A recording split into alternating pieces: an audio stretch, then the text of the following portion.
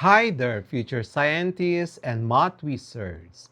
Welcome to Smile Road. I'm Sir M, and I created this channel just for you. Senior high school students looking to make science and math easier, clearer, and yes, even more fun.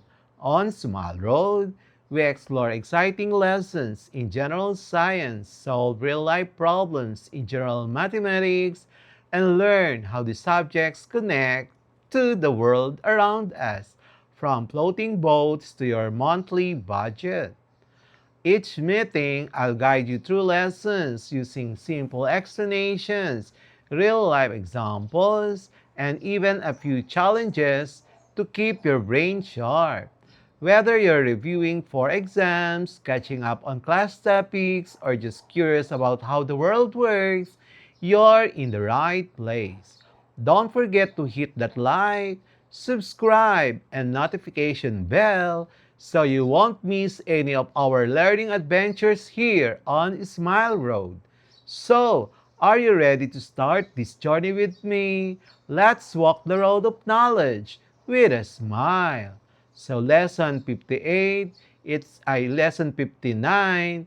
It's about understanding the properties of lights and waves, sound waves related to navigation.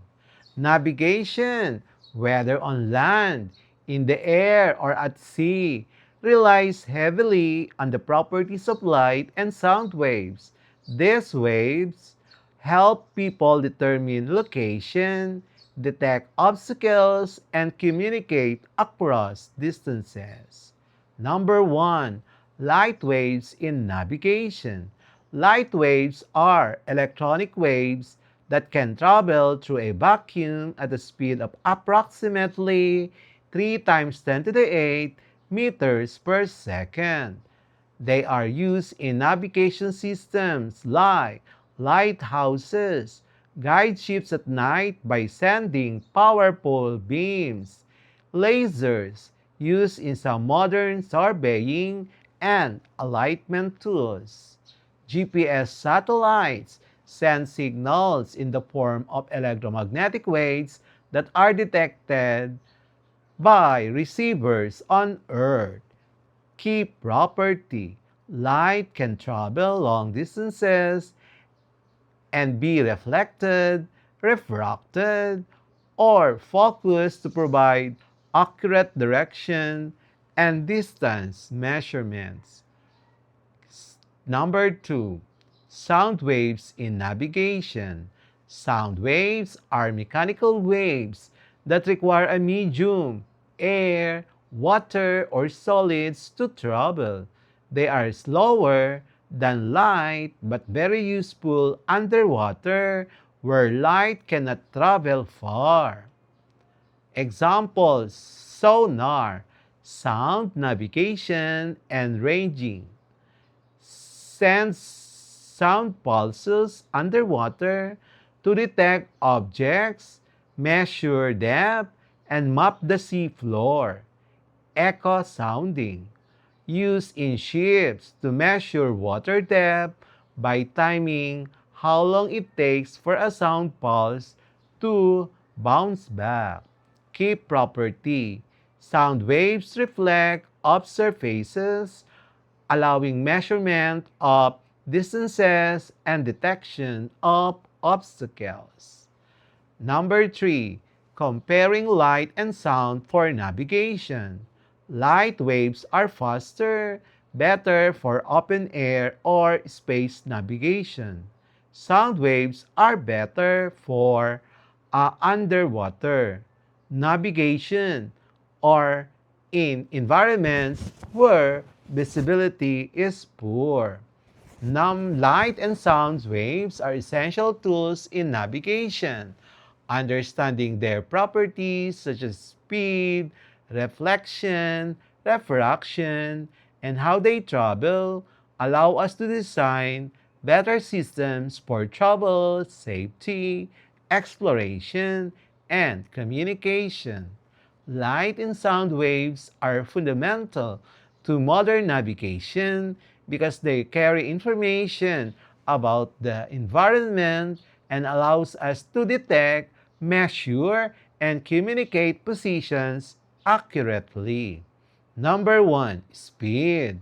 Light waves travel at about 3 times 10 to the 8 meter per second in a vacuum, making them ideal for instant communication between satellites, aircrafts, and ships. Sound waves travel much slower, about 340 meter per second in air and 1,500 meters per second in water. But this slower speed can be useful for calculating distances by measuring the travel time of echoes.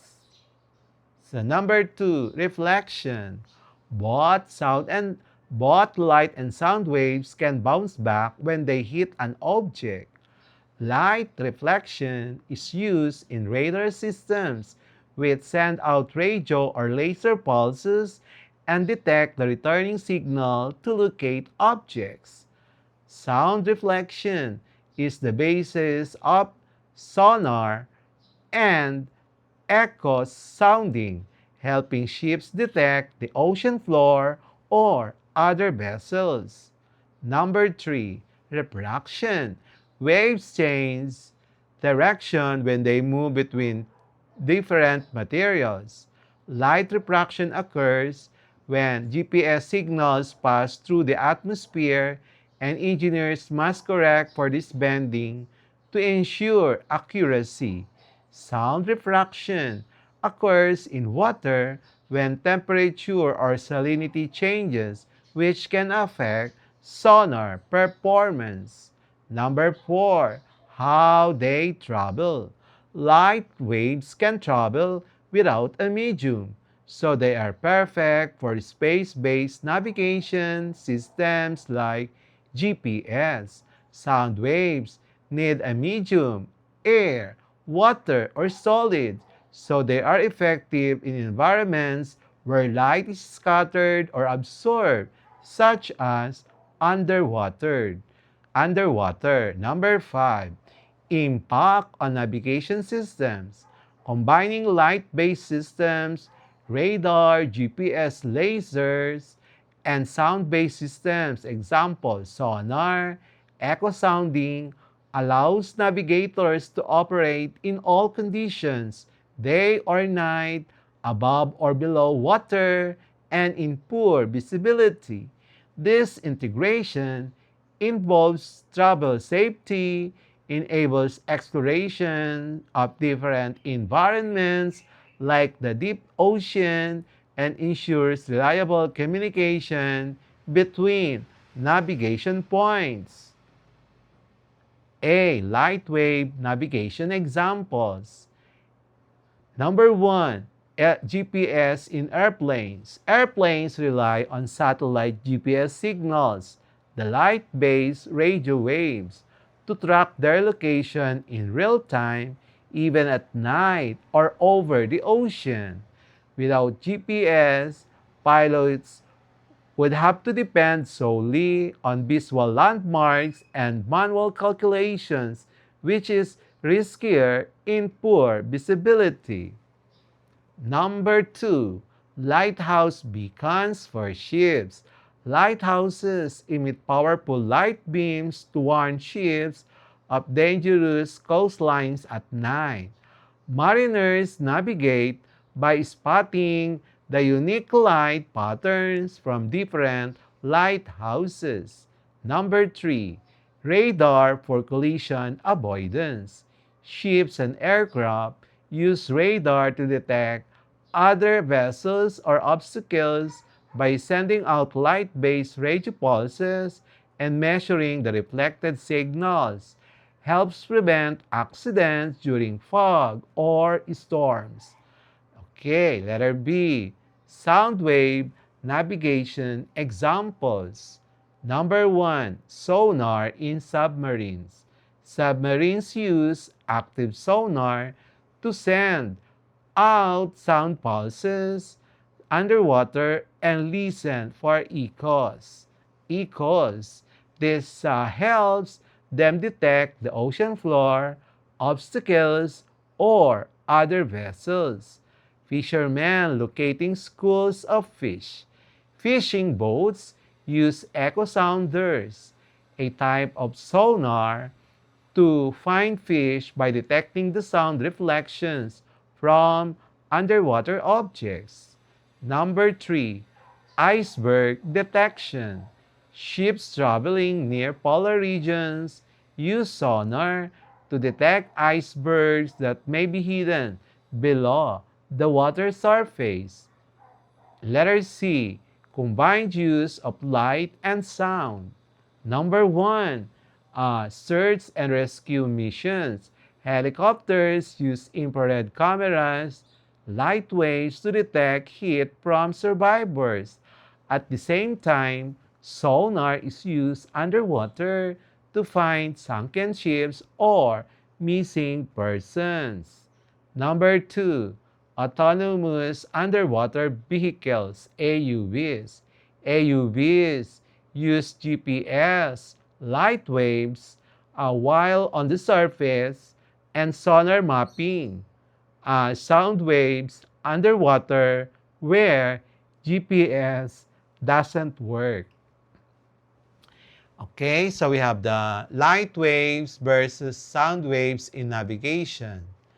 The type of wave. Light waves, electromagnetic wave from can travel in a vacuum. Sound waves, mechanical wave, needs a medium like air or water.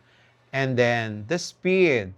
Light waves very fast, about 3 times 10 to the 8 meter per second in vacuum. Sound waves much slower, about 340 meter per second in air and 1,500 meters in water. Okay, best medium for light waves, empty space, air and transparent solids or liquids. Sound waves, best medium, air, water, and solids cannot travel in vacuum.